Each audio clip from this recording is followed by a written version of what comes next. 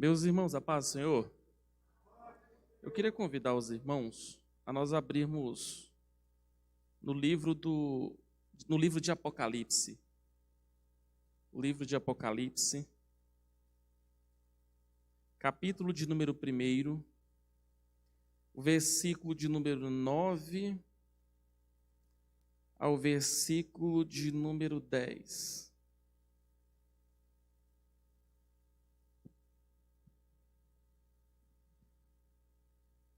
Apocalipse, capítulo 1, versículo de número 9 ao 10. Eu quero louvar a Deus, irmãos, pela oportunidade de estar aqui, por vários motivos. Primeiro, porque Deus foi muito bom, irmãos. Eu falo isso sem formalidade alguma, me abençoando com a vida do pastor Wendel. Tem sido um companheiro, já não é de agora, né? Ele já foi meu coordenador regional. É sempre um privilégio, Deus abençoe ele e toda a família. E segundo, por estar aqui na igreja da Vila Fátima. Eu vinha comentando com o pastor Wendel, essa igreja tem muita história, né, irmãos? Essa igreja tem muita história. Quem é dessa igreja há mais tempo sabe que essa igreja ela tem muita história e certamente muitos irmãos que estão aqui já há mais um tempo devem ter visto Deus fazer coisas extraordinárias. Eu quero acreditar, sim, que o mesmo Deus do passado é o mesmo Deus do presente, vai continuar sendo o mesmo Deus do futuro. Na semana passada, onde eu leciono teologia, uma aluna lá, a mãe dela congrega aqui. E ela me falou, cresceu aqui, teve as grandes experiências com Deus aqui dentro dessa igreja. Por isso, sem sombra de dúvidas, a igreja da Vila Fátima, eu quero acreditar que ela é uma arma na mão de Deus. Amém? Deus abençoe a todos, Deus abençoe minha família, enfim. Apocalipse, capítulo de número 1, o versículo de número 9 e 10, diz assim: Eu, João, que também sou vosso irmão e companheiro na aflição e no reino, e na paciência de Jesus Cristo, estava na ilha chamada Patmos, por causa da palavra de Deus e pelo testemunho de Jesus Cristo. Eu fui arrebatado em espírito no dia do Senhor. Ouvi detrás de mim uma grande voz como de trombeta. Eu vou repetir. Eu, João, que também sou vosso irmão e companheiro na aflição e no reino e na paciência de Jesus Cristo, estava na ilha chamada Patmos, por causa da palavra de Deus e pelo testemunho de Jesus Cristo, e fui arrebatado em espírito no dia do Senhor, e ouvi detrás de mim uma grande voz como de trombeta. Pode se sentar.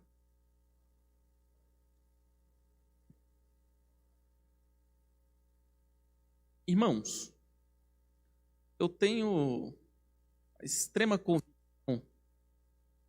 que, sem sombra de dúvidas, o livro de Apocalipse, um livro do mais alto nível com relação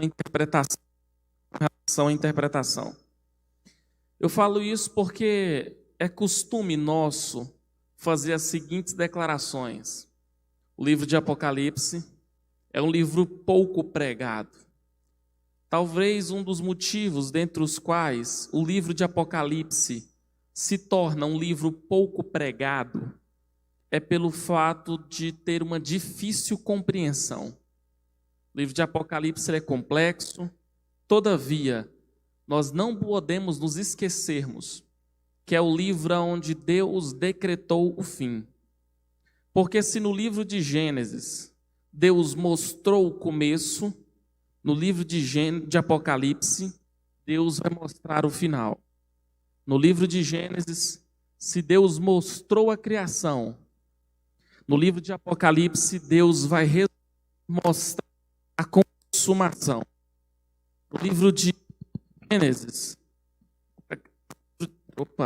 no livro de Gênesis, a Bíblia Sagrada vai simplesmente mostrar como Deus criou as coisas.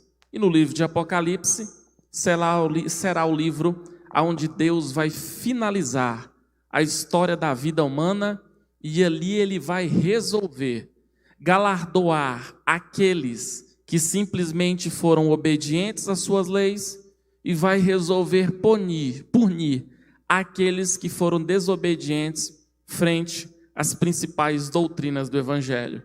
Eu acho que é por ler declarações iguais a esse que muitos estudiosos da Bíblia vão simplesmente declarar que dos 66 livros que a Bíblia possui, ele é o livro mais surpreendente, ao mesmo tempo mais empolgante. Um certo estudioso da Bíblia diz que é o livro que é incomparável, porque lá mostra simplesmente quais serão as bênçãos, as vantagens, os galardões de sofrer aqui na terra debaixo da autoridade de Jesus Cristo. O que é fato é que o livro de Apocalipse é escrito num contexto complexo. Os irmãos vão se lembrar que muitos dos apóstolos já haviam falecido, muitos dos apóstolos já tinham inclusive perdido a sua vida, semelhante ao apóstolo Paulo, semelhante a Pedro, que outrora tinha sido crucificado de cabeça para baixo, semelhante a Paulo, que tinha perdido a sua cabeça degolada por amor à pregação do Evangelho. O apóstolo João já tinha passado uma experiência, tinham colocado ele dentro de um tacho quente. Todavia, a Bíblia Sagrada diz que nesse momento Deus dá o livramento. O Império Romano não deu conta de matar o apóstolo João. Então a ideia deles foi uma só: transportar João para uma ilha, onde ficavam criminosos. E era nessa ilha que eles estavam na esperança de calar a boca do apóstolo João. Tentaram fazer isso com Paulo, tentaram fazer com todos os apóstolos, tentaram calar a boca do mensageiro, mas nunca o Império Romano teve poder para calar a boca da mensagem. Deram conta de simplesmente colocar um par de algemas no pregador, mas o Império Romano nunca deu conta de colocar um par de algemas na pregação. Tentaram simplesmente fazer com que os homens de Deus calassem, mas ninguém deu conta e jamais dará de calar a boca do Deus que levantou esses homens. Todavia, a Bíblia Sagrada diz que o apóstolo João simplesmente está preso. É a declaração que ele mesmo diz em primeira pessoa: eu, João, que também sou vosso irmão no companheiro, que também sou vosso irmão, sou companheiro na aflição. Ele vai explicar nesse mesmo versículo qual foi o motivo dentro do qual ele foi preso e foi deportado para uma ilha chamada Patmos. Ele diz que o motivo simplesmente foi o testemunho que ele dava de Jesus. O apóstolo João ouviu e viu Jesus ordenar aos apóstolos o que está descrito em Marcos 16, 20. Ide por todo o mundo, pregai o evangelho a toda criatura. Quem crê e for batizado será salvo, quem porém não crê será condenado. Esses são os sinais que haverão de seguir se vocês crerem em meu nome.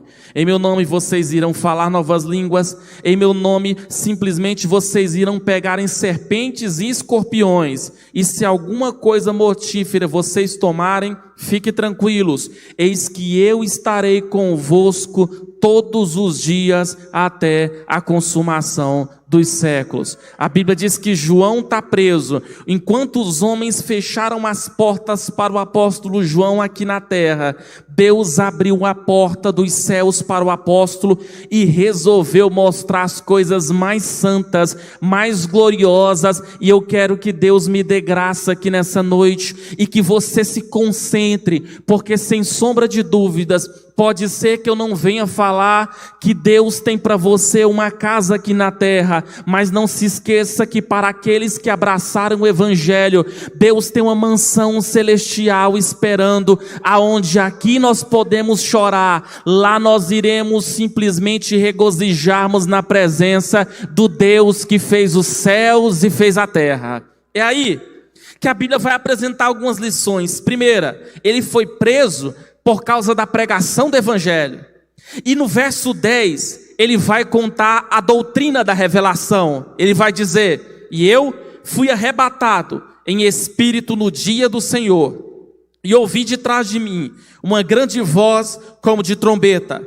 E ele simplesmente vai transmitir essa revelação aos homens. Irmãos, o que a palavra de Deus é? É a revelação de Deus a toda a humanidade. Hebreus capítulo 4, verso 12 diz assim: porque a palavra de Deus é viva e eficaz, mais penetrante do que qualquer alguma espada de dois gumes, penetra até a divisão da alma e do espírito, das juntas e das medulas, e ela é apta para discernir os pensamentos e as intenções do coração. Aonde palavra de homem não vai, aonde bisturi de médico não vai, a palavra de Deus vai. E quando eu falo que a palavra de Deus vai, a palavra de Deus nessa noite é essa: Jesus está voltando para levar a sua poderosa igreja. Os céus um dia vão se abrir,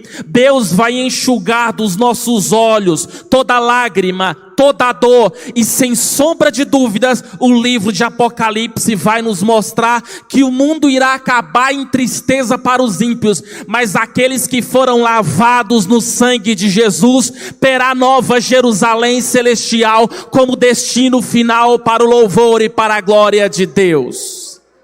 Bom, mas o que é fato é que à medida que o livro de Apocalipse vai se descorrendo, Jesus transmite uma ordem e João recebe. A ordem é: João, tudo que eu vou te revelar, eu ordeno que você escreva para 7 igrejas. Que igrejas são essas, Senhor? É as igrejas de Éfeso, de Esmirna, Pérgamo, Tiatira, Sardes, Filadélfia e Laodiceia.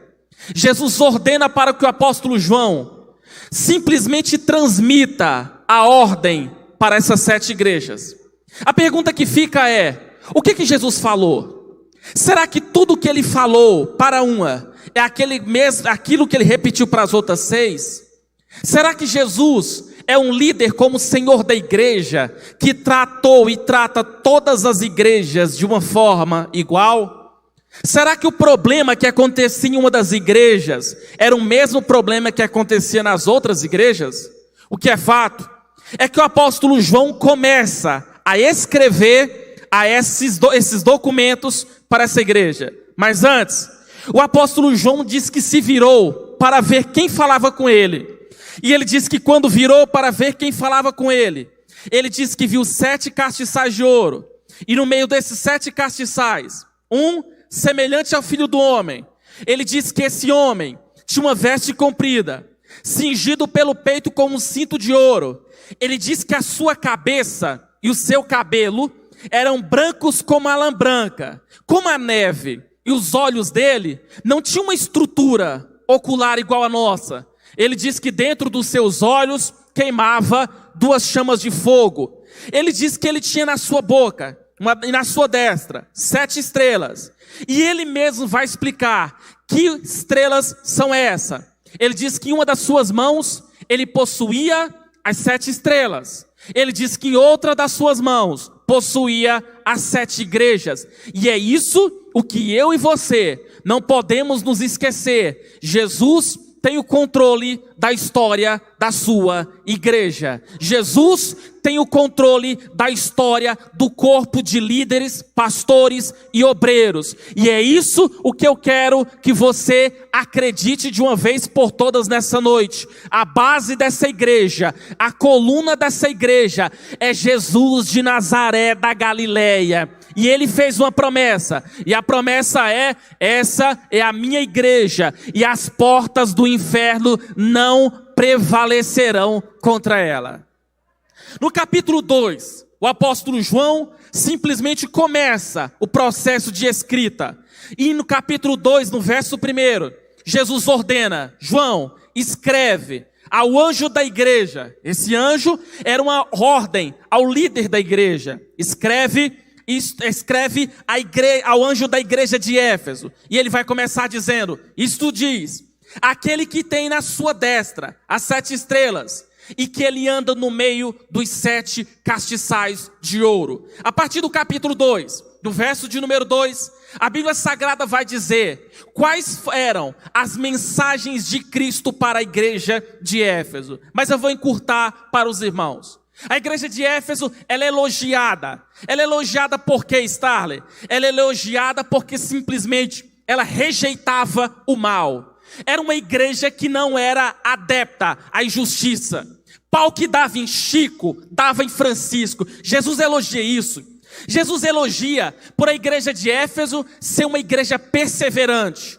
Não era uma igreja de um povo que começava animado em janeiro, fevereiro e março, e mais ou menos no mês de julho, simplesmente estava diminuindo a marcha e começando a ter desejo de parar. Jesus elogia, dizendo que era uma igreja paciente na tribulação. Era uma igreja que sofria, acreditando que no finalizar das coisas, Deus iria entrar com providência. Porém, Jesus ordena para a igreja de Éfeso uma crítica. E a crítica é: eu tenho, porém, contra ti, que deixastes o teu primeiro amor. Deus, ele vai cobrar de uma igreja que não aceitava heresias, que simplesmente era uma igreja paciente e perseverante, porém, era uma igreja que estava amando mais a obra de Deus do que o Deus da obra. Era uma igreja que estava mais preocupada em sua aparência e sua vida religiosa do que na sua espiritualidade. Era uma igreja que, quando os irmãos vinham para o culto, estava mais de olho no pregador do que na pregação. Estavam mais de olho em simplesmente quem louvava do que no louvor que era entronizado. E Jesus vai criticar isso na igreja de Éfeso. Jesus vai apresentar então qual seria o remédio para essa igreja. Primeiro ele vai apresentar alguns verbos. O primeiro verbo é: lembra-te, pois de onde caíste.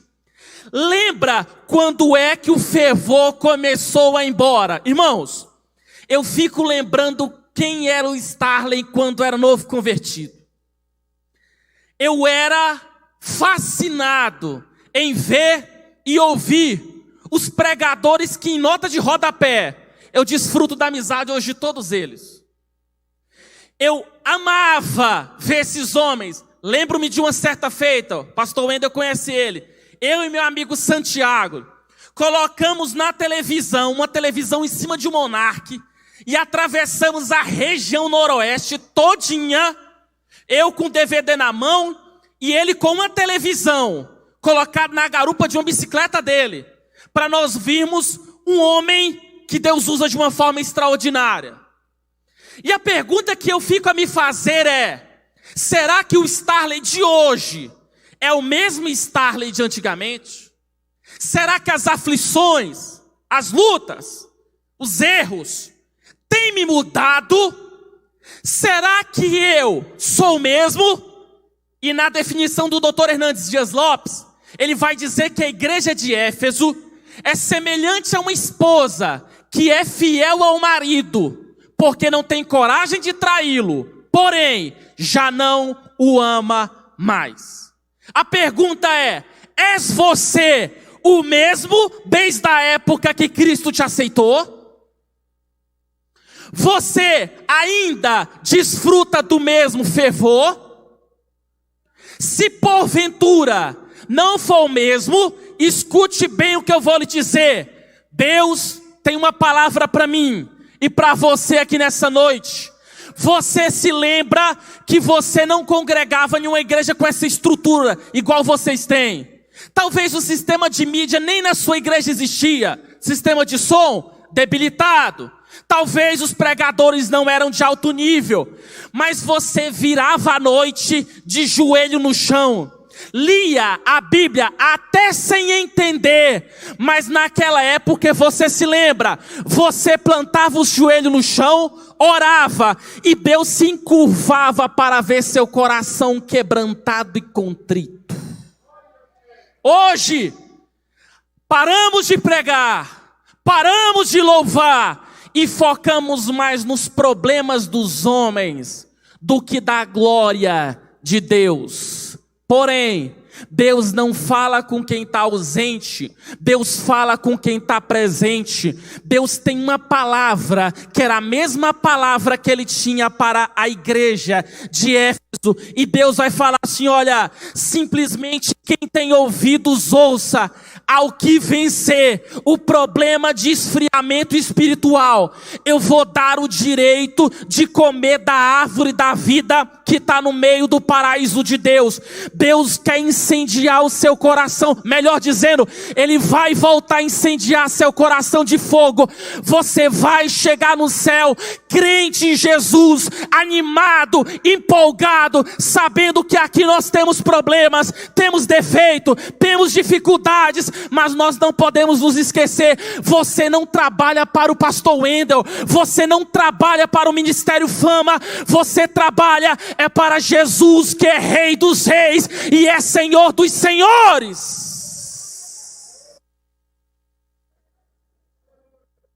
Para a igreja de Esmirna, Jesus vai dar uma sugestão. A sugestão é: suporta graciosamente o sofrimento. Essa é uma igreja que Jesus diz assim: olha, eu sei. Jesus fala isso. O interessante é que Jesus fala isso para todas as igrejas. Eu sei. Irmãos, tem coisa de mim que você não sabe. Tem coisas de você que eu não sei. Tem coisas que só sua mãe sabe. Coisas que só seu pai sabe. Mas escute bem o que é que eu vou lhe dizer. O Jesus que está aqui nessa noite, Ele sabe de tudo. Ele sabe do seu passado. Ele sabe do seu presente. E Ele sabe de todo o seu futuro. Eu sei. Tem coisas que eu não sei. Mas tem coisas que você não sabe sobre mim. Mas não se esqueça, Jesus, Ele sabe de tudo, de tudo, de tudo, de tudo. Ele sabe. Eu sei as tuas obras. E Jesus vai falar assim: olha, eu sei, sabe o quê? Eu sei que você tem passado por tribulação. Essa é uma tendência que nós temos, a acharmos que Jesus não conhece as nossas tribulações. Escute bem o que é que eu vou lhe dizer para alguém aqui nessa noite. Ele tem visto as suas angústias e as suas tribulações. Ele sabe, e ele sabia, para a igreja de Esmirna: eu sei que você é pobre. Mas o interessante é que Jesus diz assim: eu sei que você é pobre, mas tu é rico. Como é que se explica isso? Que incoerência seria essa? Será que Jesus estava quebrando as regras da lógica? Não. Jesus estava dizendo: eu sei que você é pobre. A estrutura sua é uma igreja pobre. É uma igreja onde o dízimo não era alto. Era uma igreja onde não tinha pessoas influentes na sociedade. Era uma igreja onde não tinha pessoas com condição financeira. Mas era uma igreja rica espiritualmente, pobre financeiramente, mas rica espiritualmente. Jesus elogia, dizendo que o poder da igreja não estava no poder aquisitivo. Ela não era uma igreja de carisma, talvez, mas era uma igreja de caráter. Ela não era uma igreja de poder político, mas era uma igreja de poder espiritual. Escute bem o que é que eu vou lhe dizer. Deus sempre chamou a sua igreja para desfrutar de poder espiritual. Se tem algo que ainda deve fazer a diferença nas Assembleias de Deus, é o fato da igreja que nós aceitamos Jesus ser uma igreja que ainda tem poder de Deus para mudar a vida das pessoas. Jesus, irmão, de retorno aqui, minha voz vai faltar e eu ainda tenho que dar aula amanhã. Mas Jesus vai elogiar dizendo assim, que essa igreja, ela não tinha nenhuma crítica. Isso que chama a atenção. Na igreja de Esmirna, era uma igreja que não recebia nenhuma crítica, mas Jesus vai dar uma instrução. Sabe o que é a instrução? Seja fiel até a morte. Irmãos, a vida cristã não é ponto de saída. A vida cristã é ponto de chegada. Deus não tem interesse em saber quantos apenas estão dispostos a sair do Egito. Deus tem interesse em saber quem tem peito para chegar em Canaã. A Bíblia diz que assim, só aqueles que perseverarem até o fim será salvo. A giripoca está piando, venha para a igreja. O pau está quebrando, irmão, venha para a igreja. Simplesmente estão te perseguindo, venha para a igreja. Caiu, meu filho, não para não, vem para a igreja, bate a poeira, levanta e vem para a igreja. Fica firme até o dia do arrebatamento, aonde Jesus vai arrebatar aqueles que perseverarem até o fim. Mas ainda, Jesus vai apresentar uma mensagem para a igreja de Pérgamo. Para a igreja de Pérgamo, ele vai dar um elogio. Vai dizer que essa igreja era uma igreja que mantinha firme a sua fé em Jesus Cristo. E a pergunta que fica é: o que Jesus ordena para a igreja de Pérgamo? Ele vai começar dizendo assim: olha, eu conheço, igreja, as suas obras. Eu sei que onde você está habitando existe o trono de Satanás. A pergunta que fica é: em que forma o trono de Satanás estava justamente na cidade de Pérgamo? Porque na cidade de Pérgamo simplesmente tinha uma estátua levantada ao deus Esculápio, que era o deus da cura. Era simplesmente neles que Esculápio pautava toda a sua metodologia de adoração. E você já deve ter visto uma vez ou outra o símbolo de Esculápio. Se você já foi no médico, se você reparar no seu ombro esquerdo ou no seu ombro direito, vai simplesmente ter a imagem de uma cobra. Aquela cobra é chamada o Deus da cura, o Deus Esculápio. O que é fato é que para essa igreja Jesus vai simplesmente dar um elogio. E o elogio é: ela não tem se rendido à idolatria humana. Ela tem se rendido e colocado a sua fé em Jesus. Irmãos, não se esqueça, a fé do homem, a fé da mulher, a fé da igreja não pode estar em outro homem, porque pregador vai te decepcionar, porque vez ou outra líderes podem te decepcionar, porque vez ou outra mulheres de Deus podem te decepcionar. Mas escute bem o que eu vou lhe dizer: muitos têm desistido da sua fé cristã porque colocaram a sua fé nos homens. Mas eu tenho uma palavra de Deus para você: a sua fé não deve estar pautada em pregador que te decepciona, líder que te decepciona. A sua fé não deve estar pautada em cantor que te decepciona, em patrão que te decepciona, em pai que te decepciona. A sua fé, ela precisa estar pautada Jesus, porque Jesus nunca, irmãos, decepcionou ninguém. Jesus não vai decepcionar você. O homem pode te fazer promessas e não cumprir, mas o Deus que nós servimos, todas as promessas que Ele fez e todas as pessoas que tiveram debaixo da sua vontade viram e testemunharam das promessas maravilhosas Deus fez. Sabe por quê? Porque Deus ama quando nossa fé está pautada unicamente no poder e na graça dEle. Para a igreja de Tiatira, Jesus elogia, dizendo que era uma igreja amorosa, que era uma igreja de serviço, era uma igreja onde o povo amava servir a Deus e uns aos outros. E está aí talvez o nosso grande desafio. Seria justamente não podermos esquecer que nossa missão, uns para com os outros, é lavarmos os pés. É entendermos que nós precisamos de bacia de água e de toalha, porque Deus não convocou a igreja simplesmente para ser estrela. Deus convocou a igreja para lavarmos uns pés uns dos outros, sermos leais uns aos outros, servirmos uns aos outros, fazermos a obra de Deus, estar debaixo da autoridade toda vez que for necessário. E escutar bem o que eu vou lhe dizer, é simplesmente acreditar que nós trabalhamos unicamente para o louvor e para a glória de Deus. Jesus elogia a igreja de Tiatira, dizendo que eles são maiores do que antes. Sabe por quê? Porque segundo a mensagem que nós entendemos no texto, é uma igreja onde o tempo foi passando e eles foram crescendo espiritualmente. Irmãos, vai parecer engraçado o que eu vou falar, mas a sua fé de hoje é uma. A sua fé de amanhã precisa ser outra. A sua fé de hoje precisa ser uma. A sua fé depois de amanhã deve ser outra. À medida que o tempo for passando, você não pode se esquecer de que a sua fé em Jesus precisa crescer todos os dias. Escute bem o que eu vou lhe dizer. Quantos aqui já servem a Deus mais de 10 anos? Quantos aqui servem? Quantos aqui servem? Então escute bem o que eu vou lhe dizer. Depois que Judas traiu Jesus, você não pode se decepcionar com mais nada. Depois que Judas traiu Jesus, os seus olhos não podem arregalar com mais nada.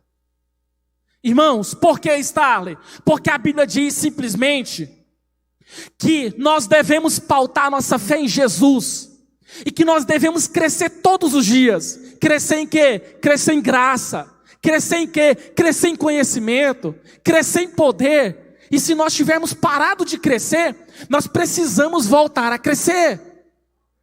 E escute bem o que eu vou lhe dizer. Deus chamou um povo que ainda que na fé espiritual começam como meninos, mas Deus conta com homens e é com mulheres, para usá-los, homens e mulheres crescidos, que têm a sua fé, ainda que pautada, não unicamente na palavra de Deus, que semelhante a uma palmeira, que faz de tudo para se dobrar, mas a raiz não sai da terra, sabe por quê? Porque a casa está firmada unicamente na rocha. Para a igreja de Tiatira, Jesus vai falar que só tem um problema: vocês andam tolerando o culto à idolatria. Nós devemos ficar atentos. Porque, irmãos, por mais que nós temos pessoas famosas do nosso meio, por mais que nós temos pessoas de destaque, nós não podemos atribuir a homem e mulher nenhum a honra e a glória que devemos tributar unicamente ao nosso Deus, que é todo-poderoso. Irmãos, o dono da igreja é Jesus. Nós devemos aqui nessa noite adorar a Jesus. Nós devemos entender que Ele é o Senhor da igreja, que não tem graça nenhuma, por mais que nós fazemos um evento de alto nível, por mais que nós trazemos pregador de alto nível, por mais que nós trazemos cantores de alto nível, se a presença de Jesus não estiver no meio da festa, do congresso, do culto, do que adianta? Não adianta nada. Então a pergunta que fica é: quem é o diferente aqui nessa noite? Quem é o maior? O maior não é pregador, o maior não é cantor, o maior, irmãos, é o Rei dos Reis e Senhor dos Senhores. E com isso, se porventura você não está aqui, você está aqui nessa noite, ou você que está em casa, já parou para observar que você não está dando conta de ver mais Jesus no culto, então é um sério convite a simplesmente acatar a instrução de Jesus, que é: valoriza a presença de Deus e desvaloriza a presença do homem. Não professe idolatria. Qual que é a instrução? Mantenha a fé. Qual que é a promessa? Aqueles que vencerem vão dominar comigo as nações e vão experimentar qual é o brilho da brilhante estrela da manhã. E para cá, igreja de Sardes, Jesus vai dar alguns elogios. Sabe o quê? Alguns da igreja têm mantido a sua fé. Sabe o que significa essa expressão? Que nem todos dentro da igreja têm mantido a sua fé. Que nem todos dentro da igreja simplesmente têm se mantido firme nas promessas do Senhor. Que nem todos dentro da igreja simplesmente têm colocado a sua fé em Jesus. Mas Jesus ainda vai dar uma crítica. Sabe qual que é a crítica? Que a igreja tem nome de que está viva, mas no finalizar das contas, a igreja está morta.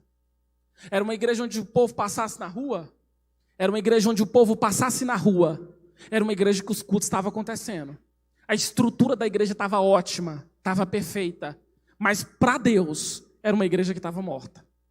Conta essa história de um pastor que batalhou e orou tanto para que Deus desse vitalidade espiritual para a igreja, que ele simplesmente pregando e nada acontecia, onde o Espírito Santo deu uma instrução para aquele pastor.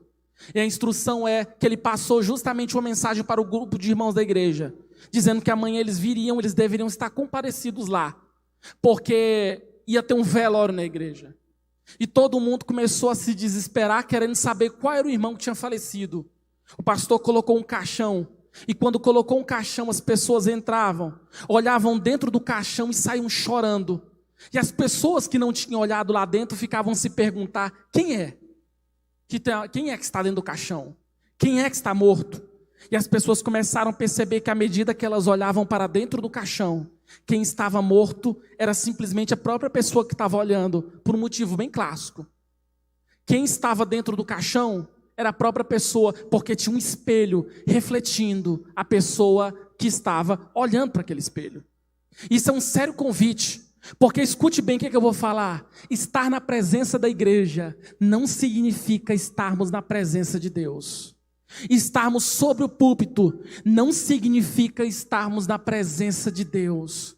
Estar de gravata não significa estarmos na presença de Deus. E é Deus quem conhece quando nós estamos na sua presença e quando nós estamos longe. E em nome de Jesus eu acredito que enquanto eu estou pregando aqui nessa noite, o Espírito Santo está te trazendo para perto daquele que está sentado no trono.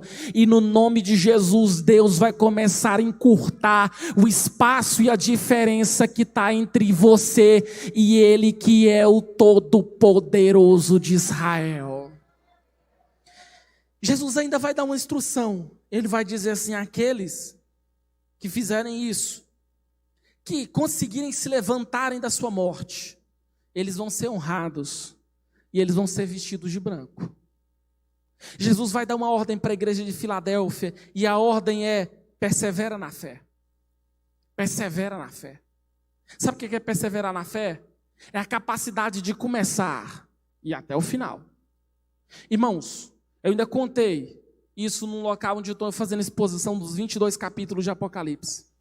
Irmãos, conta a história de uma moça, de um adolescente, a bem da verdade, que tinha aceitado Jesus, porém nem seu pai nem sua mãe tinham aceitado Jesus ainda. E conta a história até então que ela estava dentro da igreja, num culto de jovens, reunião de jovens e adolescentes. E o seu pai, na maior brutalidade, chegou e arrancou a menina pelos cabelos de dentro da igreja. Esse pai, sem querer, ele simplesmente empurra a moça, e a moça vai e cai, e bate a sua cabeça no meio-fio da calçada da igreja. Ela começou a bater sua cabeça, e ela começou a dar colapsos de epilepsia.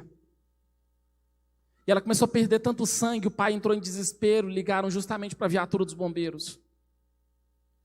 E não demorou muito, quando uma irmã da igreja começou a perceber que aquela moça não ia aguentar. Essa moça olhou ainda para essa irmã que tentou dar os seus socorros, e juntamente com o pai. E o pai viu e ouviu a moça falar assim: tia, não tem problema não, eu vou morrer, mas eu não vou desistir, porque do mesmo jeito que Jesus derramou sangue por mim na cruz do Calvário, eu vou perseverar até a morte, porque eu estou derramando sangue por Ele aqui também hoje. E a pergunta que todos ficaram se fazer é: o que é vida cristã? Resposta: é derramar sangue, irmãos, para ter a presença de Jesus Cristo de Nazaré da Galileia. Jesus elogia dizendo que era uma igreja que perseverava na fé. Jesus ainda dá uma instrução: a fé de vocês não está morta, mantenham a fé de vocês pegando fogo. Igreja da Vila Fátima, mantenham a fé de vocês pegando fogo. Deus escolheu essa igreja, e eu vou voltar a dizer, essa igreja é uma arma nas mãos deles. Eu não falo dessa estrutura, eu não falo simplesmente desses portões, eu não falo dessa galeria, eu falo de cada crente que está sentado aí, está me ouvindo aqui nessa noite. Vocês são armas na mão do Deus que criou os céus e criou a terra. Mantenham a fé nele pegando fogo. A pergunta é: qual é a instrução para essa igreja? Deus faz uma promessa, e essa promessa diz assim, que na presença de Deus, toda essa igreja que tivesse a sua fé pegando fogo, iam participar da Nova Jerusalém. Sabe o que significa, irmãos? O que Deus estava falando para a igreja de Filadélfia? Que aqueles que vencerem vão chegar ao céu. E quando chegar ao céu, eles iam ter a seguinte experiência: quem é paralítico aqui, irmãos, lá no céu, vai andar perfeitamente. Quem enxerga com miopia aqui, lá no céu, vai enxergar perfeitamente. Quem sofre de depressão aqui, lá no céu, Deus enxugará dos olhos toda lágrima, toda dor, e lá não vai haver mais tristeza, nem luto e nem pranto. Lá vai ter só alegria, porque vão estar na presença do Deus que fez os céus e a terra. É por isso que Deus está falando para a igreja de Filadélfia: olha, mantenham a sua fé firme. É isso que ele vai dizer: olha, ao que vencer, eu farei coluna no templo do meu Deus, e dele nunca sairá. E eu vou escrever o nome dele, junto com o nome do meu Deus, na cidade da Nova Jerusalém, que vai descer do céu. Quem tem ouvidos, ouça o que o Espírito Santo diz à igreja.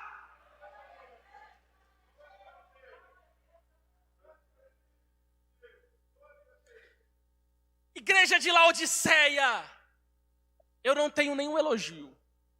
Das 7 igrejas, para 2 delas, Jesus tinha elogios e tinha críticas. Uma delas, Jesus não tinha nenhum elogio. Que igreja é essa? Quais eram as marcas dessa igreja? Laodiceia, eu não tenho nenhum elogio para fazer para você. Sabe por quê? Porque simplesmente isso é evidenciado nas críticas. Era uma igreja que era indiferente para com Deus. E é impossível uma igreja ser indiferente para com Deus e ser igual para com os homens. Porque a força da igreja está na presença do próprio Deus. Para essa igreja de Laodiceia, a Bíblia Sagrada que diz que Deus começa dizendo assim: olha, isto diz o amém. Isto diz a testemunha fiel e verdadeira.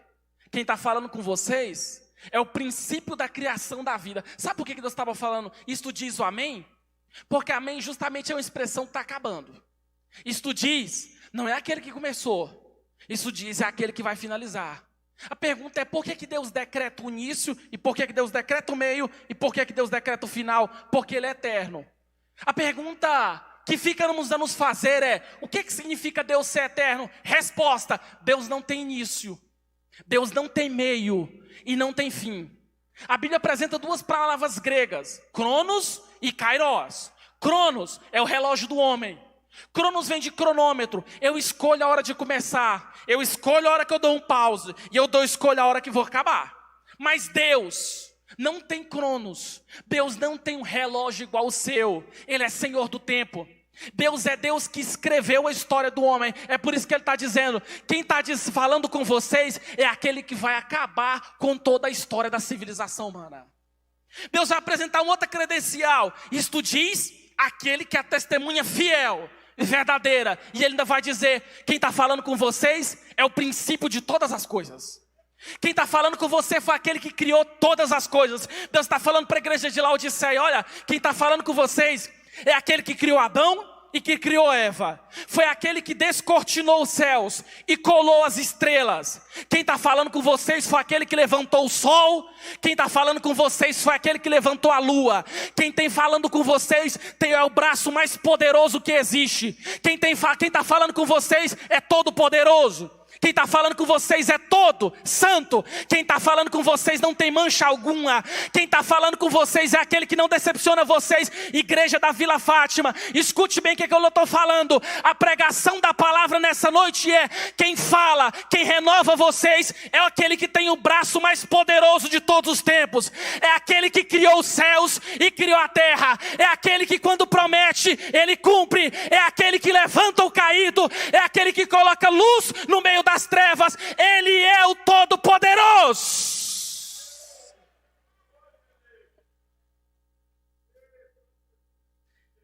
Igreja, eu sei as tuas obras. Sei o que vocês fazem.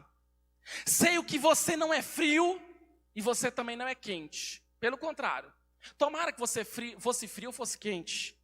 Na definição do Dr. William Barclay, ele vai dizer que se tem uma coisa que o evangelho não aceita, é neutralidade. Ou nós pegamos fogo, ou é melhor se esfriar logo de uma vez. Só tem dois crentes aqui nessa noite. Aqueles que estão frios, com a sua fé fria. E aqueles que, apesar de tudo, a fé está pegando fogo. E aqui eu vou finalizar. Jesus vai dar uma instrução. Seja zeloso para com a minha obra. Sabe por quê, irmãos? Porque nós podemos trabalhar para os homens, e trabalhando para os homens, nós costumamos fazer o melhor. Mas é quando trabalharmos para a obra de Deus, nós costumamos fazer o que dá. E Deus não gosta disso. Ele diz para a igreja de Laodiceia a seguinte verdade: ser zeloso. Aí daquele que faz a obra relaxadamente. E eu estou aqui para entregar um recado de Deus que Deus me tocou. Alguém aqui porta uma vocação gigante da parte de Deus.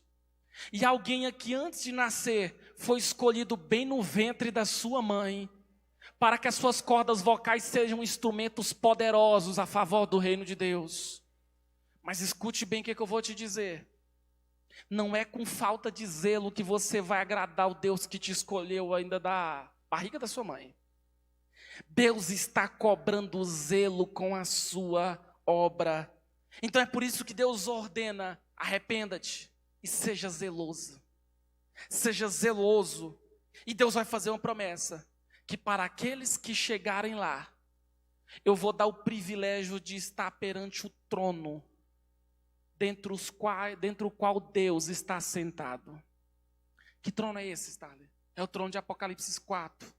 Um trono maior sobre todos os tronos, com 24 tronos menores, com 4 seres viventes e todas as miríades de anjos cantando: toda honra, toda glória, todo louvor, toda força, toda sabedoria estão diante do Cordeiro de Deus, que comprou de volta para Deus toda língua, toda tribo e toda nação. Qual é o maior status que o homem pode ter? Qual é o grande cargo que o homem pode ter? Resposta: a maior vitória que um homem pode ter vai ser o privilégio de estar assistindo Deus assentado sobre o trono e ver os anjos poder entoar a glórias e louvor ao seu nome na nova Jerusalém celestial. Eu queria convidar os irmãos para ficarem de pé.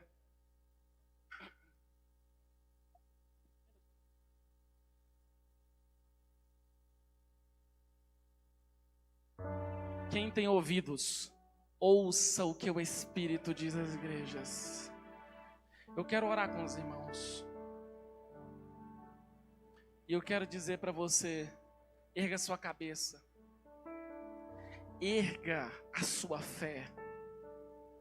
Permita o Espírito Santo incendiar a sua fé nessa noite. Venha para a igreja e não olhe para pregação, não olhe para o pregador, olhe para a pregação. Não olhe para as irmãs que cantam, para os irmãos que cantam. Olham para quem que eles estão louvando e cantando. Não olhe simplesmente para as falhas humanas. Olha para a perfeição que está em Deus. Veja Deus na pregação, veja Deus no louvor, veja Deus na oração, veja Deus na aula de escola dominical, veja Deus no estudo bíblico. Deus, Ele é o Senhor de todas as coisas. E Ele conhece tudo e vai galardoar todos aqueles que cumprirem as instruções da sua palavra.